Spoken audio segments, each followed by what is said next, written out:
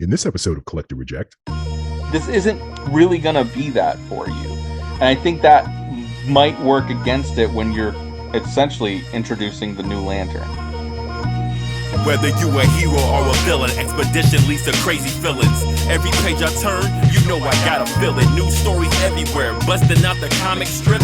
Story so good, it got me on a power trip. Crazy battles got my mind in a total race. Page 1, the original story takes place. So gear up for the new storyline. Writing so good it sends chills down your spine. Collect or reject, collect or reject, collect or reject, collect or reject, collect or reject, collect or reject, collect or reject, collect or reject. Greetings, true believers. Welcome to Collect or Reject, a show about comics, or more specifically, lesser known comics. My name is Mark Withers, and I'm honored and privileged to be your host today. Here's how it works.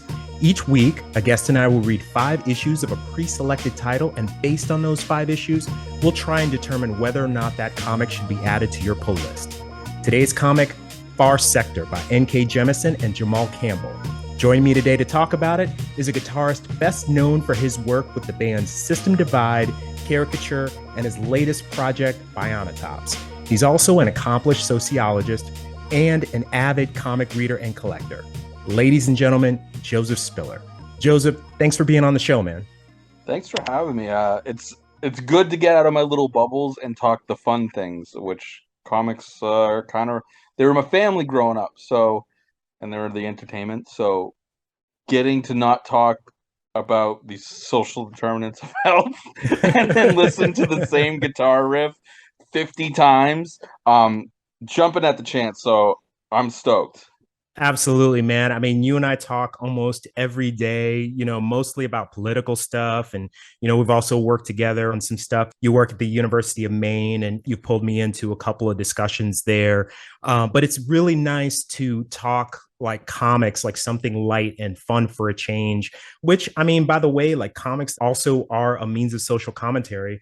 And so I think that, it's apt having you on the show today. I mean, you kind of picked one that has a lot of different social commentaries going on with it, and I'm excited about this one. There's a lot of parallels to today, and trying to parse that out in the format here, I think this is going to be fun. Yeah, I think it is going to be too. I mean, I really want to dive into this right away, but I do want the audience to get a little bit more of a feel of who you are. And so if you could just give us a little bit of background about yourself and how you got into comics. So I grew up in a small little nowhere town in Maine called Winslow, and even smaller, my great-grandmother lived in Oakland, Maine, which is famous because it only has one streetlight in the town, which tells you exactly where it is. The upside of it is in this little town. There used to be this little store called the Little Giant that was owned by a local family who, one of the store owners, enjoyed comics. They had, their magazines and stuff, all the stuff you'd see at a little convenience store. But they had one of, even to this day, which there's not really comics anywhere, like, other than comic stores. But when comics were like out more readily in like gas stations, new issues at like Barnes and Nobles and stuff like that, this little store had more titles in it than most places. So I would go down and I'd mow my great grandmother's lawn, and she'd give me like $1 or $2, $3, $5, and I'd run right down to this little store and I'd start buying comics, and one thing led to another, and then foreshadowing of the rest of my life, I started really getting it. Like, I don't know how we got so off the track with fandoms, but I noticed the social commentary in the X-Men, and that's what drew me to it. And then I started noticing in all these other things, like Uncle Sam or US by Alex Ross, just one of the best ever. Even Marvel's by a lot of Alex Ross work. There's a lot of commentary in there, and then you go and you're like, well, let's forget about the campy kind of weird Neil Adams Batman, and then you start looking at the stuff he did with Green Arrow, Green Lantern, and that, honestly, those type of commentaries and being able to look outside of my little backwoods lifted trucks. Like, I have nothing against that stuff. I'm a little bit of a hayseed country redneck myself, but this was my view, like, to peek into little worlds and how people got these ideas. So for me, it was just expanding everything, and I've always liked art. So cool story, art, something outside of a bunch of trees and deer. Count me in. As I grew older, I started moving around, and I've worked the con circuit for years. New York Comic Con, Wizard World, Stanley's Kamikaze. I can't get enough. It keeps dragging me in. So here I am, still spending paychecks on comics. Right on. You're not alone in that. You're not alone. Now, correct me if I'm wrong, but you did also do a little bit of work with Marvel at some point. Am I mistaken in that? I did something using Marvel stuff, so not really. Nothing big. I have no affiliation with them.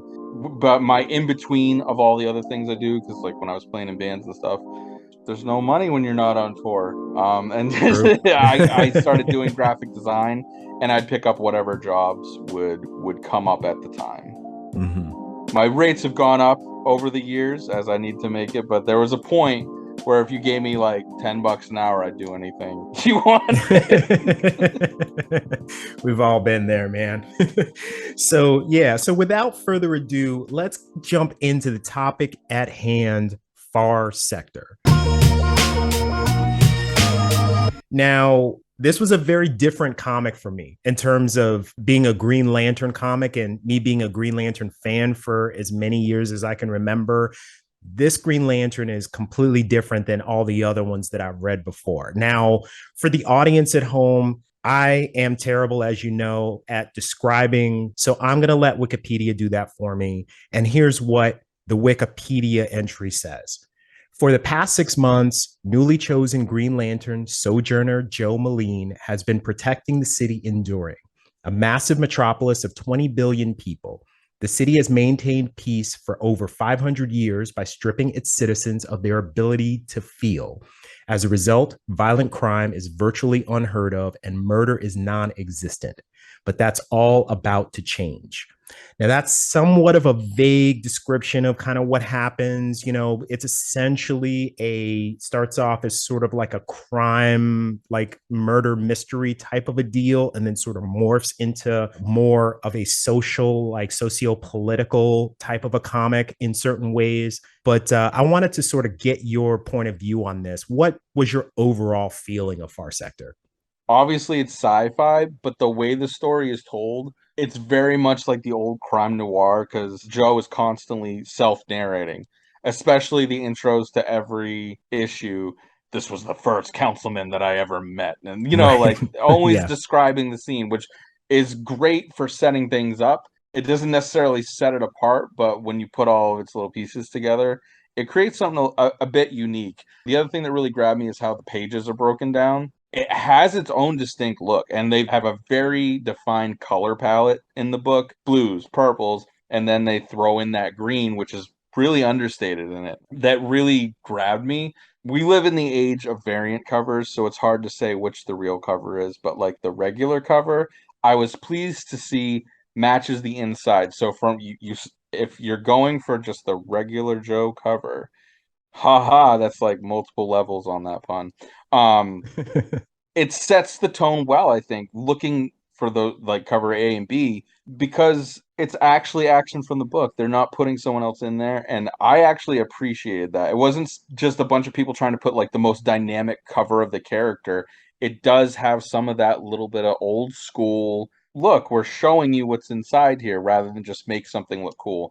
I think that's kind of a welcome turn of events for DC for me. I fell off the bandwagon a few years ago after Right. a bunch of things. But this was an unexpected turn for me, kind of like losing faith in the brand. And reading this, I will give like a little applaud to DC for letting these creators take this to where they've taken it. Now, I'm not going to give spoilers, so we'll do it in order here. So for me, this book has its pluses and minuses. So I'll talk about the pluses first. For one thing, I think Jamal Campbell's artwork is brilliant. I really like the way that he draws action when there is action in this book. I like a lot of the color work here. Like you said, there's some dynamic things happening in the color palette that really draw your eye. I love the way that Sojourner is drawn sort of in the image of Janelle Monáe, for example, just like her overall look. I love the costume, like her Green Lantern uniform is very different than a lot of the other lanterns. So there's a lot of originality here. The social component, I like the parallels that it draws, where you have this group of the population that wants to actually feel, that does not want this, what they call the exploit, right? That takes away their emotions.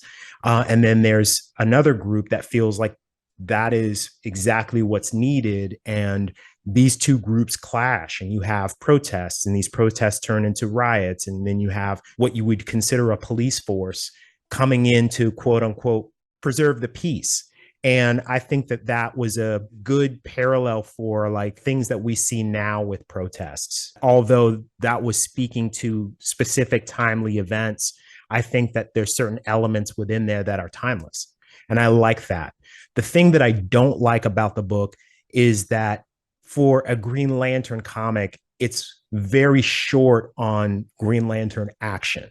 Like there's only like really like a couple of instances where she uses the ring and where she's actually like, showing what this ring can actually do, and that kind of makes the book move a little slower than I would have hoped.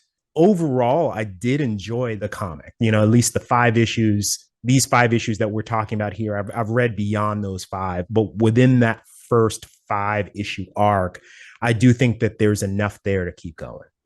If you really look at, like, it is so visually stunning, it's easy to flip forward even when the plot itself is moving a little slow. Because, like, a big thing of this character, which new character, is Joe has never really tested the power of the ring, has never had a reason to use it. So on one hand, I can see where you might take an issue or two to build up, you finally got to use the ring, and then, hey, let's see what it can do and really test it out.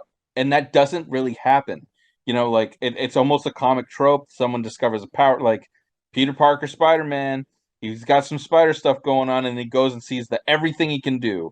Right. Or Professor Xavier with every X-Men, let's see what your powers are. Or any of the Kryptonians, like they come and they figure it out and they do all the stuff. That doesn't happen in this comic, or doesn't really happen in the first 5. No spoilers, but I'm not gonna set someone up for disappointment. That's not who Joe is as a character, as they put it in. And if you're like a person that is expecting, hey, superhero Green Lantern stuff, this isn't really gonna be that for you. And I think that might work against it when you're essentially introducing the new Lantern. And it honestly, if it wasn't for the art being so nice, I'm not sure I could have stayed into it. But the art is nice, Mm-hmm. and I do like the character of Joe. It's how fast are we getting to something in this book? There's some stories that you're just flipping through pages and you can't wait. Yeah. This one isn't necessarily that, but then you're like, well, Joe's this really interesting character. I want to get to those parts. So it's Right. it's it's keeping me going. Yeah, and I would agree with that. I'll say that this is my second time reading through this. Now, the first time, maybe my expectations in terms of like what the comic was going to be were a little bit subverted, right? And I think that that might have affected, the way that I read the comic, because the first time through, I kind of felt like it was a little convoluted, a little bit slow. The second time around, I felt that there was a lot more to be gleaned from the comic. And it was interesting to me in a different way because I kind of had a real understanding of what Jemison was trying to accomplish. And so I read it differently and I got different things out of it. I like the ancillary characters in this, most of whom I can't pronounce their names, which is another problem, I think, is that some of the names, they're very long without giving any real examples. There are these really sort of like long kind of descriptive names of like what they are, and like they're more like titles. And I don't know that that's necessary. Like it feels unnecessary, if that's fair to say. it almost bogs the book down. Like you're less likely to want to learn more about those characters because they're so tied to whatever their title is. On one hand, a lot of what you get in these first 5 issues is a lot of world building. And since it's a lot of narration from Joe, they're showing a culture. Then their culture, these names are more descriptive things, which is cool to an extent. But like, few of us are reading comics in a vacuum. And when you want to go share that with like your friends and talk about it, how do you talk about it when it's like, a name that's a bunch of consonants next to each other? There's no place for you to hear it. There's no phonetic Right. spellings or anything. And then you're just like, that name with the, Y and X X X X. It creates kind of this hokey conversation where no one knows what anyone's talking about. Though interesting, there probably would have been a way to kind of bridge that in. Like, keep the names for sure. If you've got to put like a little footnote, this is pronounced a certain way, I think that would have helped me a lot in this Right. because I want to connect to this world. I feel like I couldn't immerse myself in it because then I was trying to figure out, how do I say this name? Who is this person? And some of them are kind of similar when the way that they're spelled, which I Mm-hmm. think is also part of the culture they're trying to. But then I'm like, oh, is this person or not? So I go flip back, and I'm like, I'm losing my train of thought while reading it. But I'll throw like the positive in here. One thing the book does really well is every other issue, Joe kind of breaks the fourth wall and like talks directly to the reader of like a little summary of what's been going on. And even in the other issues, if it starts off with action or whatever's going on, the inner dialogue is expressed on the page that kind of sums up what just happened in the last issue and how Joe feels about it, which I think was very wise on the part of the creative team. When I felt myself kind of pulling away, I was like, oh, as you're reading them in order, it pulls you back in. You're like, oh, this is, especially you go with, was it issue 2? And it's like, it's the first murder. I've got to get there faster. And like, though there's not a lot of action, it's like they make a meal of that tiny bit of action they got Right. and they expand it out. So I think that's a plus. But if you're expecting Green Lantern that you've read before, this really isn't it. Right. And it's hard when everything's like new Green Lantern. I dislike spoilers, but for anyone that's going to read this, I think you're better off knowing that this is a different type of storytelling, which I think is needed in DC in the universe. But a little bit of preface on it would have gone a long way for me. I agree with that 100%. Now, I thought we'd take a minute and talk about the dollar value of these books. And I already know like your opinion on, on collecting for monetary purposes. But I figured that it was important for the purposes of this show that we kind of talk about it. Now, at the time of its initial publishing, the cover price of this comic was about $3.99. And just looking at it on sites like gocollect.com or eBay, at least these first 2 issues are going for somewhere in the neighborhood of $75 for just the main cover, not counting the variants. Some are going for a little bit more, some are going for a little bit less. And then 3 through 5 are somewhere between $50 and $65. Now, with this knowledge, does that sway your opinion one way or the other as far as whether or not this is a collectible? I think I already know your answer, but I kind of want you to say this out loud. Um, so I've said this before, but since we say it as friends and behind closed doors, like if you look at every comic ever released, most of them are valueless. And it doesn't take a lot for books to go from being super hot, super valuable to, I don't know, if we're doing dollar bin books, inflation's really got us right now. So we might be Mm-hmm. $2 bin books very soon at the cons. But this particular series, when, November 21, there was a lot of like pandemic-y going on this. So like a lot of the print runs end up getting shorter. There were delays on books. If you're talking value, I can see where this one might actually keep its value. And I'm not going to say this about a lot of books because there's a lot of stuff coming out and it depends on what gets optioned for movies, what's going to be in other storylines. I don't know if this is spoiling it here, but this character, as they're setting Joe up, I don't think this spoils anything. Joe has something very special about the ring. It is Yeah. it's one of one. And this was, we're thinking, probably put into the book for a reason. Hmm. And since this is a one of one thing that is in the same universe as everything else, I actually see these books holding the majority of the value for a long time. With lower print runs on a lot of these books, if Joe appears in other major events, hardcore collectors are going to want them. And some of these variants, if you go like for a 1 in 25 based on the run, there's only a couple hundred of these in the world. I think Joe's a very interesting character, and I'm trying not to let that shield any of it. And I don't want to be the person who's like hyping up a comic, like, you got to go buy this, go waste, go spend your money on it. But how many of these are already in collections that are going to keep them, especially when you add in like cultural relevance? I can see a lot of people having a tie to this character. Though for me, I read comics. I have some like, I don't have them as investment, but I have realized they're worth a lot of money. So like, I do keep them around. I don't buy for that reason though. This one, I think you should read it. If you're someone who is like wanting to take a bet on something, I can see this one being honestly worth it. If you're looking at a book that's currently 75, you got an opportunity to get something that a 98 for 30, 40 bucks unslabbed, I probably would pull the trigger on it.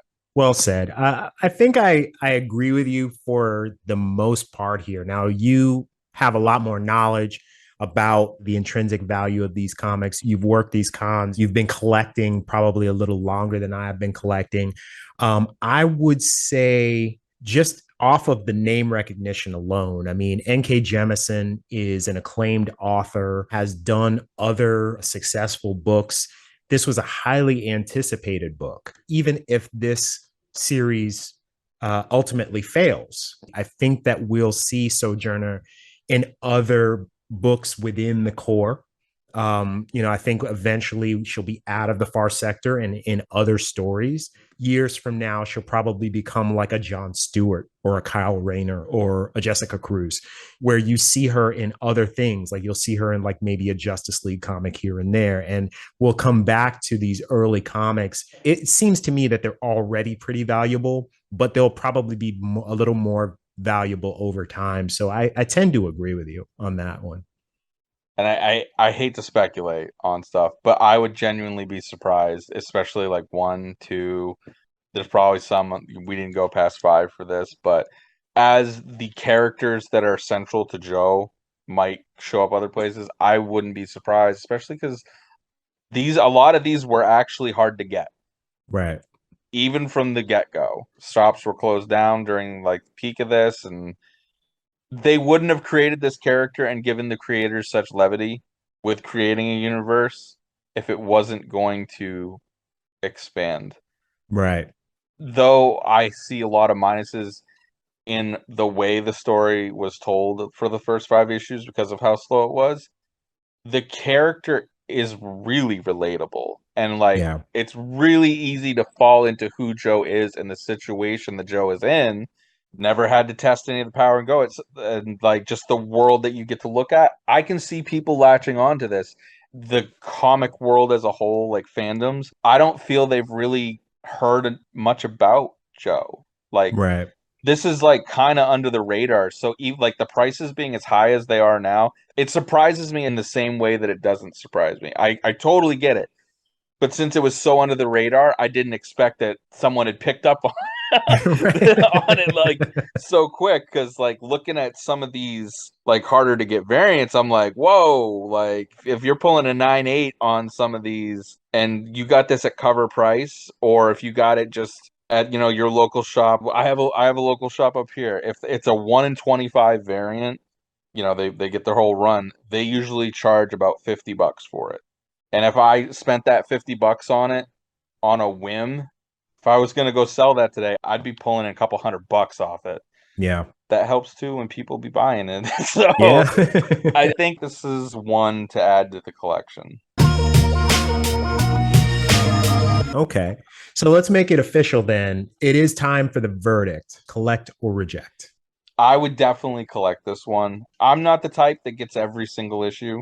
Let's be real here. The trades are for that. The graphic novel is for that. But if you're reading through, you're connecting to the number one issue. Joe's awesome. Don't think I didn't notice that Sojourner, Finding the Truth and stuff. Yes. And also, if we're talking about collect, you need to collect this. Anyone who's listening to this, because apparently Miles Davis music reaches all the way to the far reaches of the universe. Nothing else does except for Miles Davis, because Joe likes to quote Miles Davis. Right. That alone, lock in that value. Let's collect that. Right on, man. I'm really on the fence about this one. I mean, we literally just laid out all the reasons why you should collect this. But in my heart of hearts, I got to say that I would probably reject it just because I'm not really married to this storyline. They could have done a lot to make this more compelling, especially when you have a character that is as rich and as complex as Sojourner is. I would have liked to see a lot more backstory, and you probably do get that in the latter issues. I would probably collect maybe the first 1 or 2 issues, but as far as putting this in a pull list long term, I don't think that I would make that call. I back that pretty hard. I can't imagine spending, like $450 ish on getting all of these issues. I can't do it.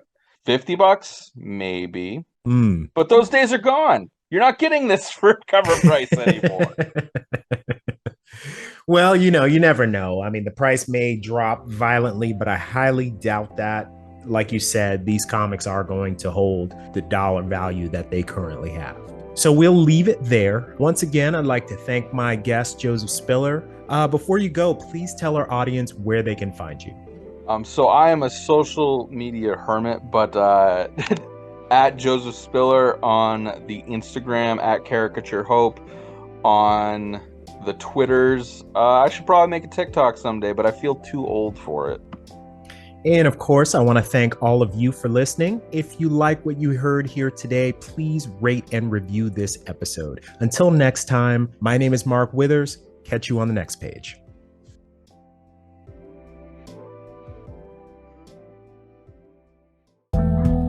Collect or Reject is a production of Press Play Media in association with Von Keith Sounds. This episode is produced and edited by Mark Withers. Music by Keith Sewell. Bar Sector was created by N.K. Jemisen and Jamal Campbell for DC Comics. For more information on this and other episodes, visit us at collectorreject.com.